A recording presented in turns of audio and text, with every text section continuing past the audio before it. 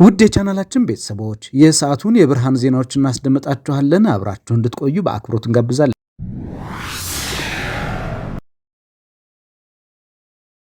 ህወሓት በትግራይ ጊዜያዊ አስተዳደር ስም መግለጫ ወጣ።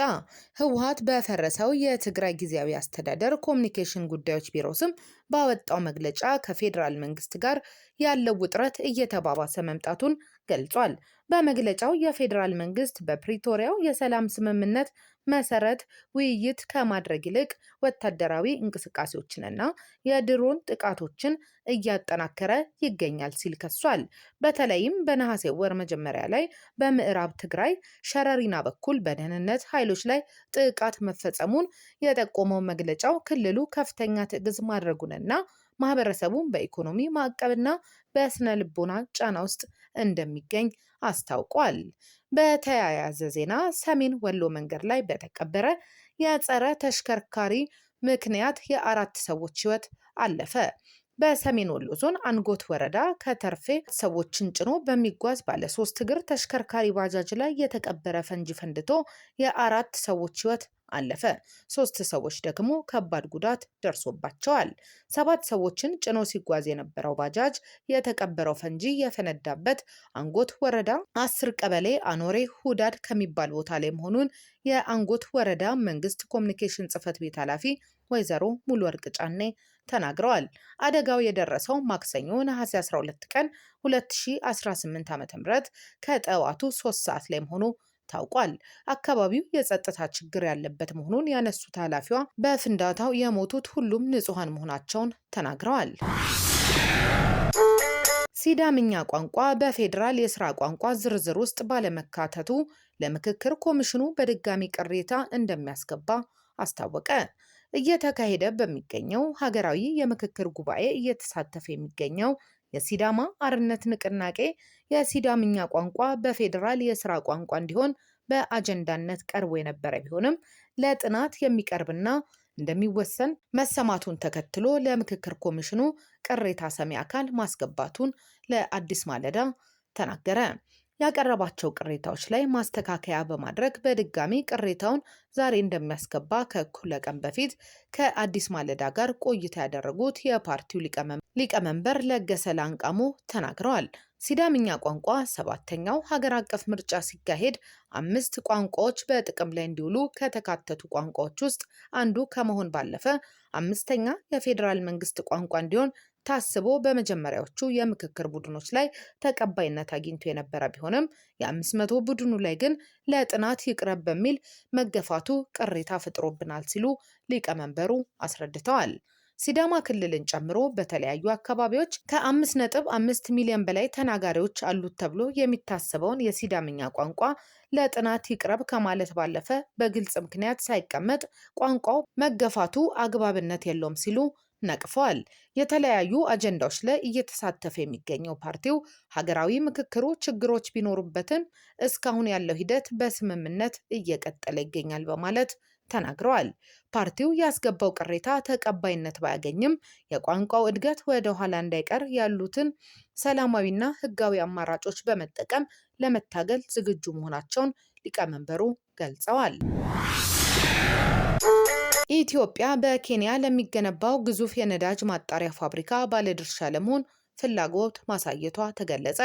አፍሪካዊው ቢሊዮነር አሊኮ ዳንጎቴ በኬንያ ላሙ አካባቢ ለመገንባት ላቀዱትና በቀን 700,000 በርሜል ነዳጅ የማጣራት አቅም ለሚኖረው ግዙፍ የነዳጅ ማጣሪያ ፋብሪካ ለምስራቅ አፍሪካ ሀገራት ከቀረበው የ30 በመቶ የባለቤትነት ድርሻ ላይ ኢትዮጵያ ለመሳተፍ ፍላጎት ማሳየቷ ተገልጿል።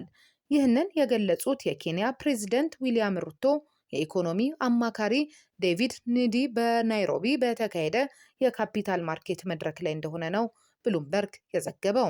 አማካሪው ከዚህ ግዙፍ የነዳጅ ማጣሪያ ፋብሪካ ለምስራቅ አፍሪካ ሀገራት የ30 በመቶ የባለቤትነት ድርሻ መቅረቡን ነው የገለጹት። አክለውም ኬንያ $500 ሚሊዮን የሚያወጣውን የ10 በመቶ ድርሻ ለመግዛት ፍላጎት ማሳየቷንና ኢትዮጵያና ሩዋንዳን በፕሮጀክቱ ላይ የባለቤትነት ድርሻ ለመግዛት ፍላጎት ማሳየታቸውን በመድረኩ ተናግረዋል። 16 ቢሊዮን ዶላር ወጪ ይደረግበታል ተብሎ የሚገመተው ይህ የነዳጅ ማጣሪያ ፋብሪካ አጠቃላይ ወጪው 20 ቢሊዮን ዶላር ይደርሳል ተብሏል። የመሰረተ ድንጋይ የማስቀመጥ መርሃ ግብሩ መስከረም ወር ላይ ይካሄዳል ተብሎ እንደሚጠበቅ ዘገባው አመላክቷል። አሜሪካ ሕጋዊ ፍቃድ የሌላቸው ኢትዮጵያውያን ወደ ሀገራቸው እንዲመለሱ አሜሪካ አሳሰበች። የፕሬዝዳንት ትራምፕ አስተዳደር ባስተላለፉት ትዕዛዝ አሜሪካ ለኢትዮጵያውያን ስደተኞች ትሰጥ የነበረውን ጊዜያዊ ከለላ ያገደው የሀገሪቱ ፌዴራል ፍርድ ቤት በአሁኑ ወቅት ውሳኔውን ቀልብሶ እግዱን ማንሳቱን ፎክስ ኒውስ ዘግቧል። የፍርድ ቤቱ ውሳኔ የሀገር ውስጥ ደህንነት መስሪያ ቤት በኢትዮጵያ ያለው ሁኔታ መሻሻሉን በመጥቀስ የተላለፈ ነው ያለው ዘገባው። ይህም የከለላ መብቱ መቋረጥ በሺህ የሚቆጠሩ ኢትዮጵያውያን ላይ ስጋት ደቅኗል ብሏል። ስደተኞቹና የሰብአዊ መብት ተከራካሪዎች ውሳኔው የመብት ጥሰት አለበት በሚል ክስ ተመስርተው የሚከራከሩ ቢሆንም የሀገር ውስጥ ደህንነት መስሪያ ቤቱ የከለላ መብቱ ማክተሙንና ሕጋዊ ፍቃድ የሌላቸው አካላት ወደ ሀገራቸው መመለስ እንዳለባቸው አስታውቋል። ፕሬዝዳንቱ ከስልጣን እንዲወርዱ የሚጠይቁ የተቃውሞ ሰልፎች ተካሄዱ። በቱኒዚያ በመቶዎች የሚቆጠሩ ተቃዋሚዎች ፕሬዝዳንት ቃይስ ሰኢድን ከስልጣን እንዲወርዱና የዲሞክራሲ ስርዓት እንዲመለስ ጥያቄ ለማቅረብ ተቃውሟቸውን በማሰማት በዋና ከተማ ጎዳናዎች ላይ መውጣታቸው ተሰማ። በዚሁ ሀገር ከ15 ዓመታት በፊት ሞሐመድ ቦአዚዝ ተባለ ቱኒዚያዊ ራሱን በአደባባይ አቃጥሎ የሰሜን አፍሪካና የአረብ ሀገራት መንግስታትን ከስልጣን ያስወገደውን የጸደይ አብዮት መቀስቀሱ አይዘነጋም። በቱኒዝ የሚገኙ ተቃዋሚዎች የአንድ ሰው አገዛዝና ገነንነት መንገድ እንደሚቃወሙ ተናግረው በእስር ላይ ያሉ ተቃዋሚ አባላት አክቲቪስቶችንና ጋዜጠኞች እንዲፈቱ አሳስበዋል።